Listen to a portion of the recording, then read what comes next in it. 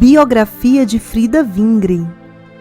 2 anos após a realização da primeira escola bíblica, a Igreja Filadélfia de Estocolmo anunciou que irmãs que tivessem a mesma chamada para pregar o Evangelho eram bem-vindas, ressalvando-se a capacidade do ambiente. Se houvesse falta de lugar, os homens teriam precedência, embora a chamada pudesse ser a mesma. Nesse período de pioneirismo na Suécia, os pentecostais, em modo geral, evitavam os títulos de pastor ou diácono, desde que pudessem facilmente estar entre os elevados entre as gentes. Todos eram chamados irmãos e irmãs. As mulheres transitavam no movimento com maior e mais liberdade que posteriormente. Nos anúncios da primeira grande semana de escola bíblica do movimento sueco, foram apresentadas as mulheres lado a lado com os homens como palestrantes. Todos eram chamados de testemunhas do Senhor. Nas semanas de escolas bíblicas subsequentes, foram convidados testemunhas, o que significava pregadores, tanto mulheres como homens. Até 1919 existiam mulheres, embora poucas entre os ensinadores. Em 1917, foi publicado pela editora da Igreja Filadélfia de Estocolmo o documento Diretrizes do Movimento Pentecostal. Era a tradução de um trabalho de uma conferência pentecostal ocorrida na Alemanha. Nele se tratava fundamentalmente questões de ensino. O prefácio da edição sueca foi escrito por Leo Petrus. Ele expressou a sua esperança que isso trazia para o movimento pentecostal, o futuro por meio de caminhos sadios e bíblicos. 2 aspectos eram interessantes para o capítulo: o lugar das irmãs na igreja e as evangelistas. A seção sobre as irmãs era a menor do documento e nem um pouco clara. Afirmava que o encargo das mulheres não se restringia à própria família. Sobre as mulheres, se disse que teriam uma grande responsabilidade no crescimento da Igreja de Deus. Em 1911 foi fundada a primeira Igreja Assembleia de Deus em Belém do Pará, pelos missionários Adolf Gunnar Wingren e Daniel Gustav Holgberg, de origem sueca vindo dos Estados Unidos para o Brasil, tendo sua origem religiosa batista, mas tiveram contato com o movimento de reavivamento nos Estados Unidos, como Hollins, Santidade. O movimento de avivamento Hollins iniciou-se por volta de 1830 em Nova York, insistia na perfeição cristã. Além do movimento Hollins, os missionários suecos tiveram contato com os pregadores Charlie Parra, que iniciou uma escola bíblica em Houston, e William Seymour, que em Los Angeles dirigia um grupo de pessoas que já tinha passado pela experiência do falar em línguas estranhas, dando início ao movimento da Rua Azusa, ou movimento pentecostal. Também nestes movimentos havia muitas mulheres envolvidas, como por exemplo Jane Evans Moore. Em Belém do Pará, Wingren e Holgberg foram acolhidos por um pastor da Igreja Batista chamado Erik Nilsson, que também era sueco, em junho de 1910. Primeiramente, eles colaboraram com a Igreja Batista. No entanto, devido à chama pentecostal, o batismo com o Espírito Santo e a cura divina, aconteceu uma divisão no dia 13 de junho de 1911. O grupo pentecostal foi desligado da Igreja Batista. A maioria das pessoas excluídas eram mulheres e passaram a se reunir na residência de Celina Martins de Albuquerque. E assim nasceria a Missão de Fé Apostólica no Brasil, posteriormente chamada de Assembleia de Deus. Em 1914, Daniel Gustav Holgberg viajou para a Suécia e estabeleceu contato com Leo Petrus, seu amigo de infância e pastor da Igreja Filadélfia de Estocolmo. Desde este momento, Daniel Gustav Holgberg e Adolf Gunnar Wingren passaram a constar nos registros dessa igreja como seus missionários. No ano seguinte, 1915, Gunnar Wingren também seguiu para a Suécia. Era a primeira viagem à sua terra natal depois que ele veio ao Brasil. Ele foi para seu país de origem para descansar, pois estava com malária. No entanto, também aproveitou seu tempo na Suécia para falar sobre o trabalho missionário no Brasil e, desta forma, angariar simpatizantes à ação missionária brasileira. Desta forma, em 18 de agosto de 1916, a Igreja Filadélfia de Estocolmo enviou o primeiro casal de missionários para o Brasil, Samuel e Lina. Frida Maria de Strindberg foi batizada nesta igreja em 3 de julho de 1917 e também foi enviada neste ano como missionária ao Brasil. Logo no início, quando Frida chegou ao Brasil, ela queria logo sair às ruas, evangelizar, pregar nos cultos, viajar em missão, mas foi advertida de que isso não caía bem às mulheres, especialmente às solteiras. Então passou a envolver-se em muitos trabalhos de cunho social. Dedicou-se a costurar roupas para as crianças que andavam nuas ou seminuas pelas ruas. Preocupou-se com elas, solicitou a ajuda dos irmãos e irmãs suecos, descrevendo a situação de pobreza de Belém do Pará. Como enfermeira, auxiliou mães e crianças em relação às noções de higiene. Nos partos, deu orientações básicas de saúde. Durante os primeiros anos, o pentecostalismo brasileiro teve uma forte presença sueca. O ano de 1930 foi muito significativo porque marcou a nacionalização do trabalho. Na primeira convenção geral, realizada em Natal com a presença de 11 suecos e 23 líderes brasileiros, a igreja adquiriu autonomia em relação à missão sueca, que lhe transferiu todas as propriedades. A partir desta data, inicia-se um novo processo das Assembleias de Deus com muitas divisões internas. Frida Maria Strindberg conheceu Adolf Gunnar Wingren na Suécia, um dos fundadores da Igreja Assembleia de Deus no Brasil, quando este esteve visitando e realizando um trabalho de evangelização na Suécia. Neste momento histórico, o movimento pentecostal também estava ganhando forças na Suécia. Gunnar Wingren pregou em vários lugares, divulgando o trabalho missionário no Brasil. E foi exatamente em um culto missionário que Gunnar Wingren e Frida se conheceram. No momento em que Gunnar Wingren se preparava para voltar ao Brasil via América do Norte, ele conheceu Frida, a qual já havia comunicado ao pastor Lewi Petrus que fora chamada por Deus para ser missionária no Brasil. Frida e Gunnar Wingren se encontraram várias vezes na Suécia ao longo de 1917. O casal de namorados se reuniu durante várias noites para orar com uma família de nome Vaster, quando oraram especialmente por Frida e pela chamada que ela havia recebido do Senhor. No dia 24 de janeiro de 1917, ela foi batizada nas águas em Filadélfia, Estocolmo. E pouco depois, Jesus a batizou com o Espírito Santo. Logo em que chegou ao Brasil, em uma de suas descrições sobre o local onde morava, Frida escreveu: "A casa feita de terra amassada é pintada de branco nos 2 lados e tem 3 quartos. Todos os móveis de um dos quartos consistem em uma escrivaninha do irmão Samuel, uma estante de livros feita de um caixote, uma mesa não pintada e algumas cadeiras. O telhado é de grossas vigas, com telhas redondas em cima. O chão é bom, mas é feio e muito grosso. Os outros quartos são de dormir. Nele há somente uma cama, com a necessária rede contra os mosquitos. Quando a pessoa se deita, então puxa a rede em redor de si da cama e fica deitada como que dentro de um saco transparente. Eu, em vez de deixar os mosquitos do lado de fora, os encerrei dentro da rede comigo. Mas dormi bem da mesma forma. Acordei altas horas da noite.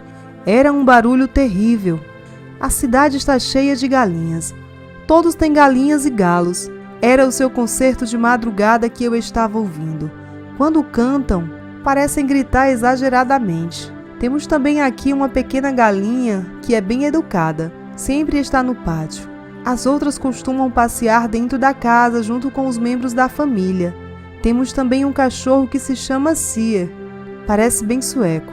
Sobre o casamento de Frida e Gunnar Wingren, isso ocorreu 3 meses depois que ela chegou ao Brasil. Ela casou-se com Gunnar Wingren no dia 16 de outubro de 1917, em uma cerimônia realizada pelo missionário Samuel Nystrom. Ela se tornou mãe de 6 crianças.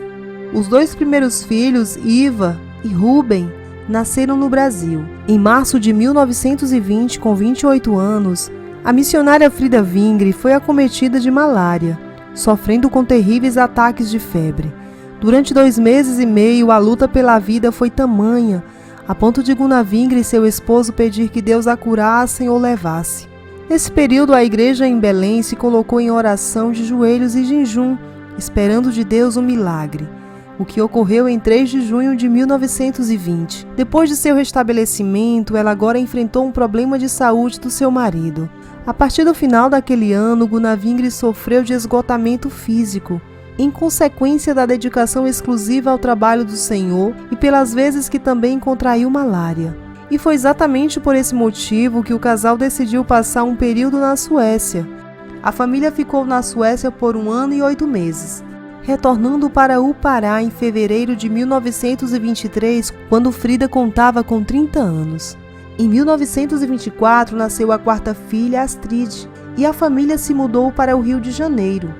Em 1926 nasceu Bertil, o 5º filho do casal. Em 1928 nasceu a 6ª filha do casal, mas infelizmente ela faleceu um pouco antes da família retornar à Suécia. Frida teve muitas gravidezes, uma atrás da outra, sendo esta a realidade de muitas outras mulheres durante este período histórico no Brasil. Gunavingri viajava muito e ficava muito tempo fora de casa. Frida começou a substituir seu esposo nos serviços eclesiásticos, nas pregações, no Ministério de Ensino e especialmente na redação do jornal Boa Semente. A atuação de Frida, especialmente como redatora e ensinadora, começou a incomodar e desta forma iniciaram as tensões com os outros missionários suecos, principalmente com Samuel Nistrom. Os jornais eram meios de propagação e comunicação entre o Brasil e a Suécia e entre os fiéis das doutrinas e notícias no campo brasileiro. Os jornais foram um meio importante estabelecido entre os pentecostais, tanto os pentecostais suecos como os pentecostais brasileiros, e também entre os movimentos pentecostais norte-americanos, possivelmente seguindo a tendência da própria sociedade europeia ou norte-americana, que já tinha a prática do jornalismo. O jornal foi sempre meio de proliferação da fé e comunicação entre os fiéis. Neste período histórico, o jornal era um dos mais importantes meios de comunicação. As Assembleias de Deus souberam usar muito bem este meio de comunicação. Frida, por exemplo, escreveu uma reportagem sobre o seu campo missionário que também foi publicado no jornal sueco, de 27 de março de 1919. Foi quando mudaram para o Rio de Janeiro que Gunavingri e Frida criaram um novo jornal com o nome Som Alegre. O jornal Boa Semente permaneceu com a sede em Belém do Pará. Ambos os jornais tinham no cabeçalho como diretores Samuel Nistrom e os Vingren. No entanto, Frida deixou de contribuir no jornal de Belém, que ficou apenas com Nistrom e se engajou somente no novo jornal Som Alegre. O jornal Som Alegre teve o seu primeiro número em dezembro de 1929. Frida passou a ter a função de redatora das seções, Na Seara do Senhor e Breves Menções. Este jornal, apesar de apresentar como diretor Gunavingri, teve como principal redatora Frida Maria, pois seu esposo estava constantemente viajando em atividades missionárias ou doente. Além do mais, Frida sabia ler e escrever e tinha conhecimentos bíblicos. Havia também feito um curso de fotografia. Ela era missionária ordenada e enviada para trabalhar no Brasil e tinha muitas habilidades para o trabalho de redatora. O jornal Som Alegre foi o primeiro periódico da ADER publicado no Rio de Janeiro. E lá no Rio de Janeiro, Frida teve mais liberdade para atuar como missionária. Frida era responsável pelos grupos de oração, por todo o trabalho social da igreja, pela direção da escola bíblica dominical, além da redação do jornal. Porém, as tensões entre Frida Maria Vingre e Samuel Nistrom aumentaram muito. Nistrom articulou as lideranças para a realização da primeira convenção das Assembleias de Deus, que aconteceu nos dias 5 a 10 de setembro de 1930 na cidade de Natal, no Rio Grande do Norte. Esta convenção se realizou com a presença de várias lideranças brasileiras e suecas, inclusive a presença do pastor Petros, que batizou e enviou Frida como missionária ao Brasil. No entanto, foi decidido nessa reunião histórica que as mulheres não deviam assumir papéis de liderança nas igrejas ou quaisquer trabalhos concernentes à igreja. Outro resultado desta convenção foi a junção dos dois jornais Boa Semente e Som Alegre num só jornal, que recebeu o nome Jornal Mensageiro da Paz. Desde o começo, Frida ficou extraoficialmente na direção e na redação do Mensageiro da Paz, tendo como ajudante redator Carlos Brito. Em relação às decisões da Convenção de 1930, na primeira edição do jornal Mensageiro da Paz, Frida escreveu: "A espada ainda está na nossa mão. e maiores lutas nos aguardam. O nosso coração alerta espera no Senhor, aguardando nós as suas ordens. Queremos seguir para a frente, prosseguir a carreira, custe o que custar, confiando no Deus da antiguidade, cujos braços se estendeu até nós, mensageiros da paz. Janeiro de 1931. O pastor Gunnar Vingre iniciava o culto na igreja em São Cristóvão com um hino. Todos cantavam, todos se levantavam. O pastor Vingre anunciou o número de um hino para ser cantado pela congregação. Uma senhora loira aproximava-se do órgão, era a missionária Frida Vingre. Um jovem empunha um violino e fica na posição de tocar. É o jovem Paulo Leiva Macalão. Um senhor idoso tem nas mãos um trombone. É o irmão Balbino. Inicia-se o culto na direção do pastor Gunnar Vingre, que também traz a mensagem final da Palavra de Deus. Os primeiros cultos a céu aberto no Rio de Janeiro realizou-se na Praça da República e foi dirigido por Paulo Leiva Macalão. A partir de então, outros cultos vieram a ser realizados na Estação da Central, Praça 11, Praça da Bandeira e Largo da Lapa, sob a direção da missionária Frida Vingre. Frida continuou desenvolvendo as atividades evangelísticas e abrindo frente de trabalho em muitos lugares. A obra social da igreja, bem como grupos de oração e de visita, ficou sob a responsabilidade dela. O dom de ensinar podia ser visto nas classes de escola dominical. E quando o marido se ausentava em visita ao campo, era a irmã Frida quem o substituía pregando e dirigindo os trabalhos. Ela gostava de ministrar os estudos bíblicos. O desprendimento de Frida e sua forte atuação na obra de Deus muitas vezes foi motivo de crítica por parte de alguns, mas mesmo assim ela nunca se limitou a desempenhar a função que o Senhor havia colocado em seu coração. Frida foi dirigente oficial dos cultos realizados aos domingos na Casa de Detenção no Rio de Janeiro e, pela facilidade que tinha para se expressar, pregava em todos os pontos de pregação da Assembleia de Deus no Rio de Janeiro, em praças e jardins. Muitas vezes Frida foi mal compreendida, questionada e criticada, porém ela tinha certeza do seu chamado. Sua única convicção era que o Senhor Jesus a acompanhava em todos os momentos de sofrimentos e lutas. Além do seu trabalho como redatora dos jornais, Frida escreveu poesia, destacou-se como musicista e compositora, sendo que 24 hinos da harpa cristã são de sua autoria, acentuando uma relação pessoal com Cristo.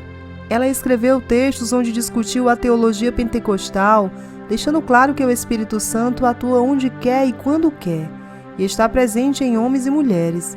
Mais tarde, Nystrom assumiu também a administração do Inário e o fez como se fosse resultado somente do seu trabalho. Frida lutou pela ordenação de mulheres na primeira convenção da Igreja Assembleia de Deus em 1930. Mesmo que não tenha podido participar da convenção, ela e seu marido foram vencidos. Ela escreveu cartas em sueco relatando o trabalho missionário no Brasil, traduziu o texto do sueco para o português, pregou publicamente e dirigiu cultos, abriu novas frentes de trabalho, pregou em presídios, nas casas e nos templos. Existem poucos registros sobre o seu trabalho como enfermeira.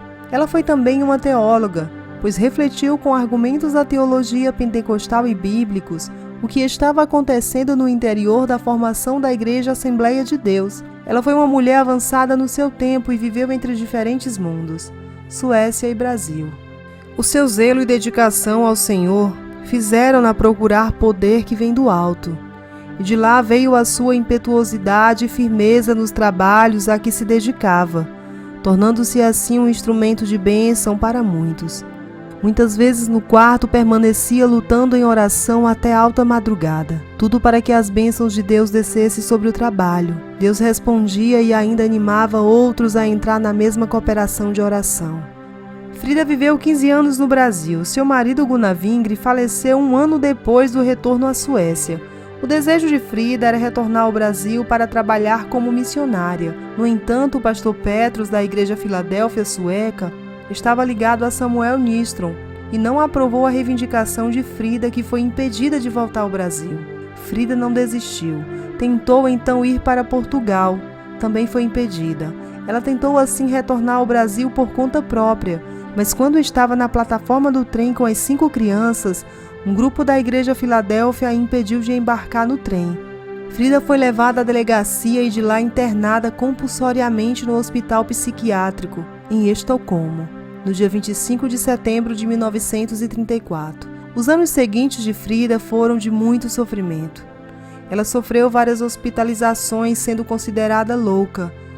A Frida foi imputada à sentença de perturbadora, depois foi moralmente condenada como tentadora e pecadora, e por fim morreu considerada louca e histérica. Foi isolada e expulsa da comunhão da Igreja Filadélfia de Estocolmo. Ela precisou ser controlada. Perdeu a guarda dos filhos, da igreja e da sociedade como um todo, falecendo em 1940 em Estocolmo, na Suécia.